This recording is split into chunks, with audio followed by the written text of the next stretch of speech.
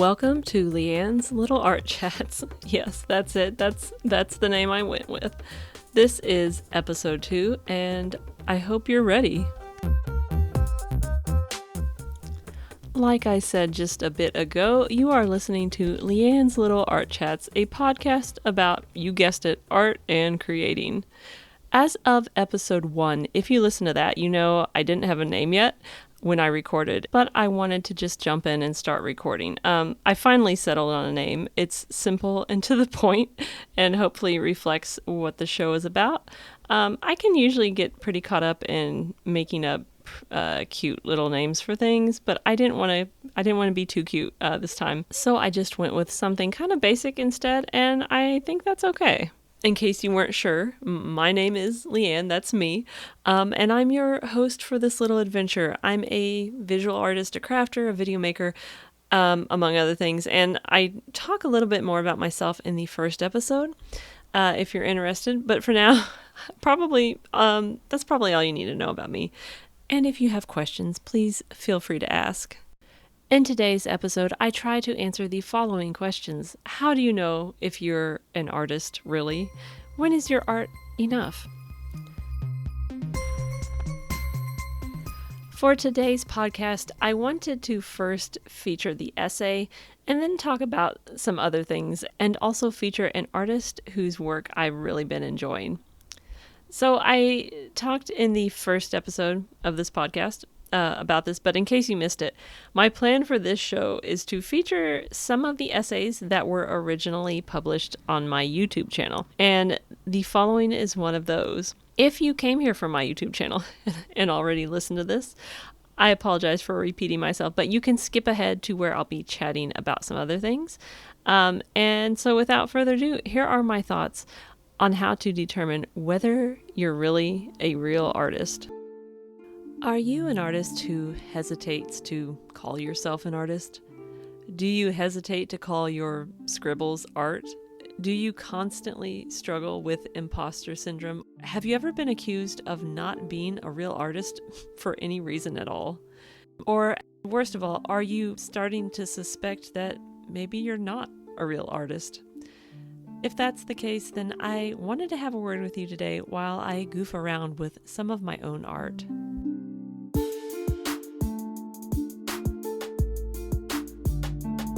After reading the comments on my last video, which I have to say I had absolutely no idea would get so many views and so many wonderful, thoughtful comments, I feel like there's so much I want to talk about now. But I only have a little bit of time to talk today, so I just want to address one thing for now. As I said in the last video about keeping a messy sketchbook, there's a lot of pressure to make amazing art if you're an artist.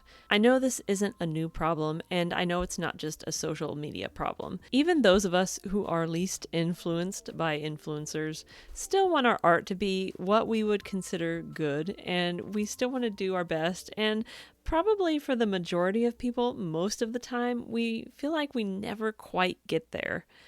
Of course, to a degree, this is healthy and normal, and it makes sense, and that desire to get better is what's going to drive us to actively work on getting better. But it is also possible to be too hard on yourself, and sadly, I think a lot of artists really tend to err on this side. And sometimes artists take this feeling of inadequacy in such a way that they start to believe that they aren't even real artists. Sometimes we just feel like frauds. I've heard all sorts of reasons as to why someone might not feel like a real artist, or worse yet, I've heard others accuse artists of not being real artists because of these reasons, but none of the following will disqualify you from being an artist. Maybe you feel like you're not a real artist because you've never sold any artwork, or because you've never had a gallery show, or you didn't go to art school, or you don't post your art online, or maybe just because you don't think you're very good at it, which is a topic for another time, by the way. Or maybe you just think you don't make art often enough, whatever that might be. And I'm sure there are lots of other so-called reasons why people may not feel like they're really artists, even though they create and they want to be artists. None of these things, though, will make you any less of an artist. You can be secretly creating art, secretly doodling, never showing anybody, and be terrible at it, or again, what you think is terrible, and you would still be an artist. You don't have to be born with any particular skill or talent. You don't have to go through art school or a certain course or class. The only thing you have to have within you to be an artist is that desire to be an artist. I don't know exactly why we start to believe these doubts. Maybe it stems from a feeling of needing to prove ourselves. Maybe sometimes we feel like we owe the world our art if we're going to have the nerve to call ourselves artists.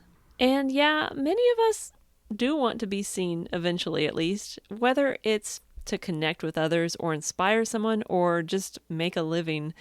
Most artists do want to share their work, but still, there's not some set amount of pieces you have to show or some quota to make. It doesn't matter how you learned your work, whether through watching YouTube or going to art school or simply observing others.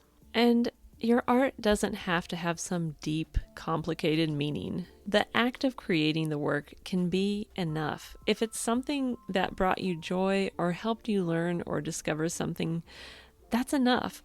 Anyway, I have to leave it at this for now. And there are other things I'd like to talk about, but I just wanted to get this out there because if you don't even believe you're an artist, I feel like that's such a huge and unnecessary obstacle to have as an artist, which you are.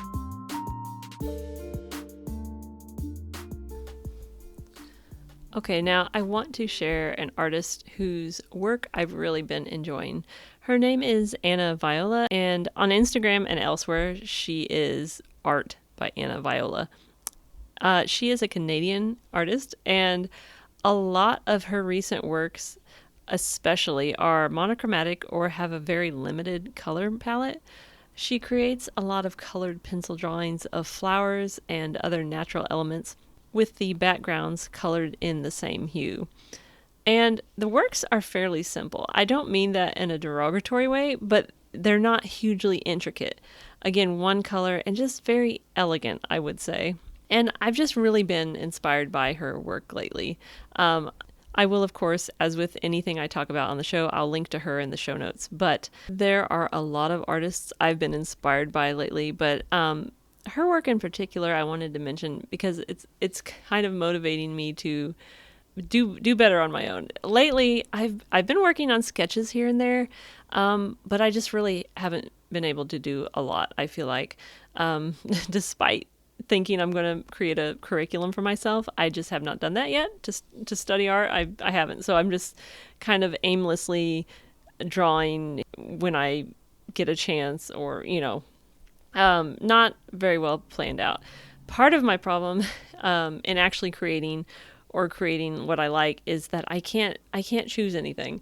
I want to use all the colors and draw all the things, and while that can certainly work sometimes, I'm not quite at a place where I'm able to make that work. And looking at Anna Viola's work, it's encouraged me to calm down, pick a subject, maybe pick a color for a session, and just try to keep things simple and uncluttered. And I think sometimes, most of the time, I'm always trying to complicate things. Like something isn't as good if it comes easy or if I enjoy it. I don't do this consciously. I know how dumb that sounds, but I think on some level, I believe something has to be difficult or really involved or just not easy in order for it to be good. And that's not true at all. Things can be easy, fun, enjoyable, simple, and still be very good. And I'm trying to work on genuinely believing that because I believe it's true, but for some reason I have a block there. I don't know if that makes any sense at all, but there it is. A creative practice that has been helping me when I actually do it is morning pages. I've been trying to write morning pages every day, and honestly, that doesn't always happen, but when I do them, it usually feels pretty good. If you don't know what morning pages are, basically they're pages you write without really thinking about them. As you might have guessed, you do them in the morning, ideally first thing. And it's kind of a stream of consciousness thing, and usually they're 3 pages long. And the concept, I believe, originates from the book called The Artist's Way by Julia Cameron. I read this book a while ago, and I think I've forgotten nearly everything in it but this, so I really need to revisit that again. There are actually a couple videos I stumbled onto about morning pages. One that was pretty insightful was from a channel called, and I'm probably butchering the name, Tozak Filming, so I will link to that below, of course. I also checked out a few of his other videos, and they were pretty good too, so do check that out. So I am trying to work toward creating an email newsletter, a mailing list, because social media is okay, but I know not everybody sees everything, and I wouldn't necessarily have to share everything in the newsletter. I'm thinking I'd send it out like once a month or twice a month at the most, but honestly, probably not even once a month. I don't know. It'd be like every now and then, I think. I want to use it to share current projects or any resources or anything else I think might be helpful for other artists. And so if this is something you're interested in, be sure to check the link in the show notes or visit my Instagram, and I'm going to be sure to put a sign up link there. If you made it this far, I truly, truly appreciate it. And if you enjoyed it, let me know. Leave a review or just get in touch on social media. Until next time, remember, slow progress is better than no progress. I hope you're well, and I'll talk with you later. Bye!